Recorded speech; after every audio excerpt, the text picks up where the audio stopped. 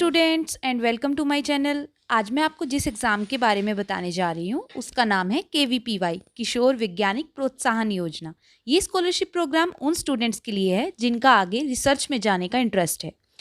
तो स्टूडेंट्स, ये exam national level का स्कॉलरशिप एग्ज़ाम है जिसे हर साल Indian institute of science IISc Bengaluru conduct करती है under the department of science and technology.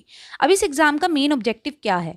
ये एग्ज़ाम कुछ ऐसे टैलेंटेड स्टूडेंट की सर्च करने के लिए स्टार्ट किया गया था जो रिसर्च फील्ड में जाना चाहते हैं, और उन बच्चों को इनकरेज करने के लिए कि आगे वो रिसर्च कैरियर को ऑप्ट कर सकें, ताकि हमारे कंट्री में जो department of science and technology में जो भी रिसर्च और डेवलपमेंट चल रही है उसमें बेस्ट साइंटिफिक माइंड जो है पार्टिसिपेट कर सकें। चलिए अब मैं आपको इस एग्जाम का एक ओवरव्यू देती हूँ। किशोर वैज्ञानिक प्रोत्साहन योजना एक नेशनल लेवल का एग्जाम है जो साल में सिर्फ एक बार ही कंडक्ट किया जाता है।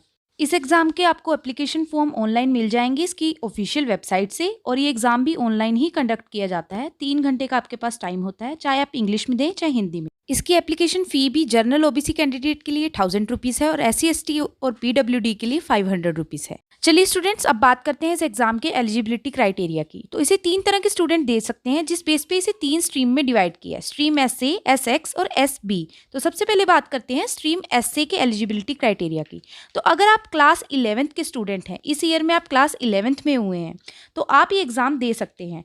लेकिन आप क्लास 10th में आपका मैथमेटिक्स और साइंस में टोटल 75% एग्रीगेट आना चाहिए। और सबसे इम्पॉर्टेंट चीज़ ये है कि अगर आप अपनी under graduation BSc basic science यानी फिजिक्स, केमिस्ट्री, बायोलॉजी और मैथमेटिक्स में, या BSc B math, B stat और इंटीग्रेटेड MSc करेंगे, तो ही आप ये एग्ज़ाम दे सकते हैं, और किसी स्ट्रीम के स्टूडेंट इस एग्ज़ाम को नहीं दे सकते।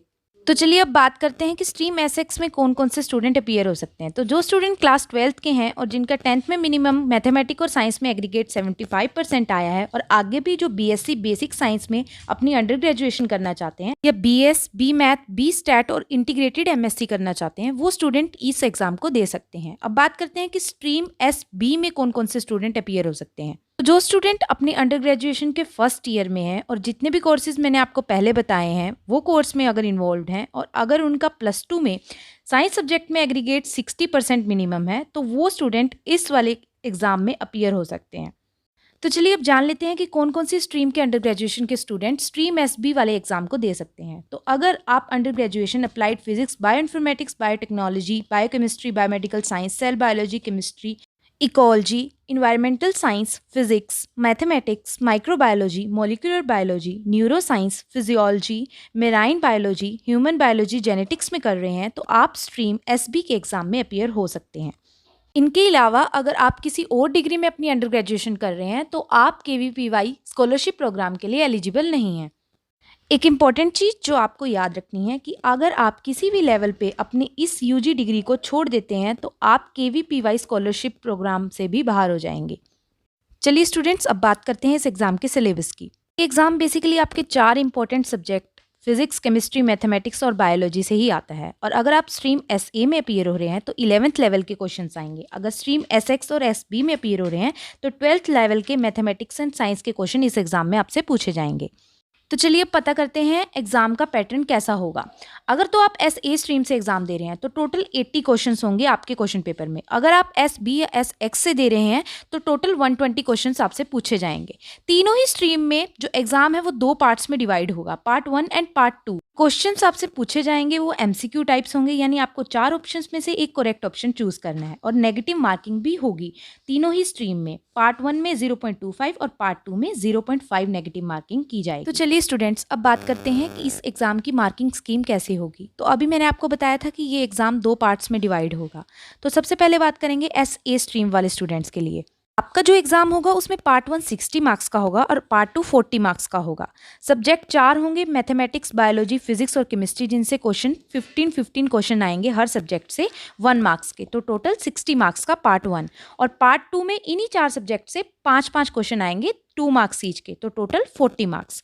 अब हम बात करेंगे SB स्ट्रीम वाले स्टूडेंट्स के लिए और SX स्ट्रीम वाले स्टूडेंट्स के लिए। तो इनके लिए भी यही 4 मेन सब्जेक्ट होंगे, लेकिन इन्हें इन 4 सब्जेक्ट में से पार्ट 1 में से कोई 3 सेक्शन ही अटेम्प्ट करने हैं, चाहे वो PCM है चाहे PCB है।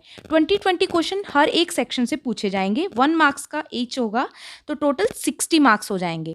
लेकिन पार्ट 2 में आपको 4 सेक्शन में से कोई 2 सेक्शन ही अटेम्प्ट करने हैं। हर सेक्शन से 10 क्वेश्चन होंगे, तो 2 सेक्शन अटेम्प्ट करने पर आप 20 क्वेश्चन अटेम्प्ट करेंगे, जो 2 मार्क्स का ईच होगा। तो टोटल 40 मार्क्स का आपका पार्ट 2।